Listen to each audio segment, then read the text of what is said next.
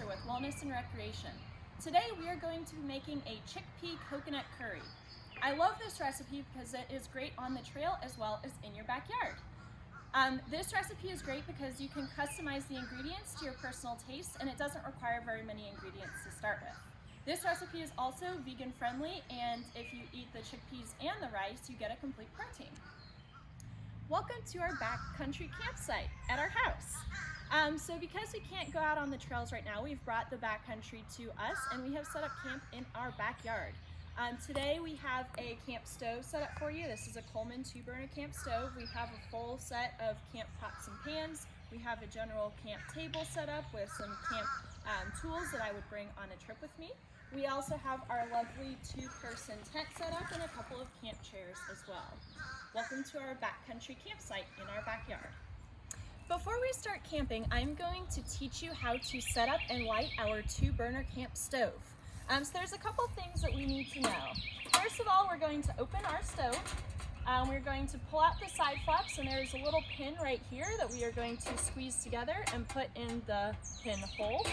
This will allow less wind to penetrate the camp stove area and will allow for more effective cooking. Next thing I'm going to do is pull out our arm. This is how we connect the fuel to the stove. It has 2 parts to this. I'm going to insert this first part into this bigger hole on the outside, push it in really good, and then screw this arm all the way in and make sure it is completely screwed in so you're not losing any gas. Also, please make sure that you are only using this kind of stove outside. This stove is not designed for indoors because it needs lots of ventilation with the kind of fuel that we use. Once you've attached your arm, make sure it's really tight. Make sure those burners are turned off before you attach the stove fuel. Next thing, we are going to grab some propane fuel in a canister like this. We are going to screw it into the arm. Make sure you screw it in nice and tight because we don't want any gas to escape. And that sets down just like that. Next thing, you want a nice long lighter so you don't get your fingers. And you're going to turn on one of your burners and then light the stove like you would any other stove. And that is how you light a 2-burner Coleman camp stove. Now that our camp stove is set up, let's get to cooking. First, let's review the ingredients for today.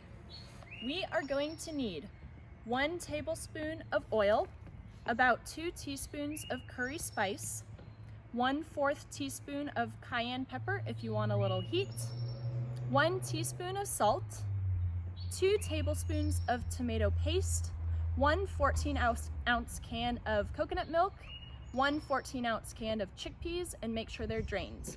We also need to dice up an onion, and we had some red potatoes and some asparagus on hand in our house, so we're going to throw those in as well.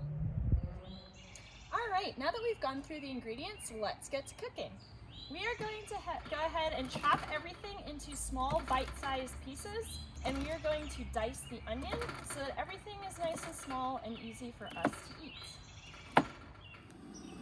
So now we are going to start putting together our meal. I just put in our oil and it's heated up, and now I'm going to add in our diced onions.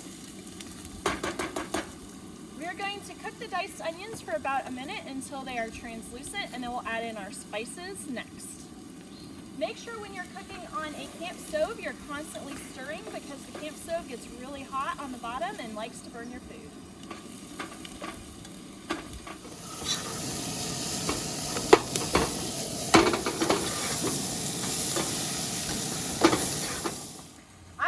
Added in our potatoes and our asparagus, and now I'm going to add in our garbanzo beans, our coconut milk, and our tomato paste.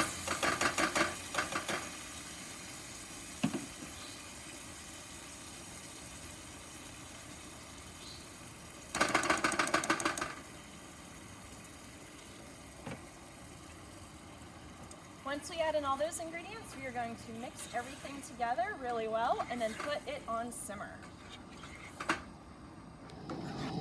This is the perfect time to start adding your starches to the second burner of our stove.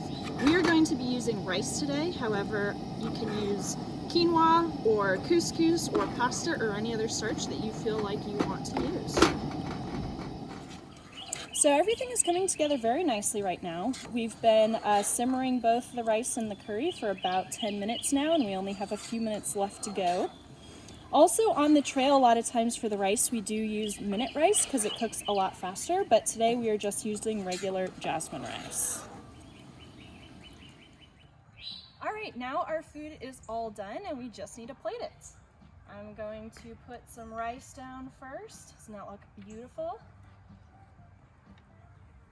And now I'm going to top it off with our beautiful chickpea coconut curry that we just made. And it's ready to eat.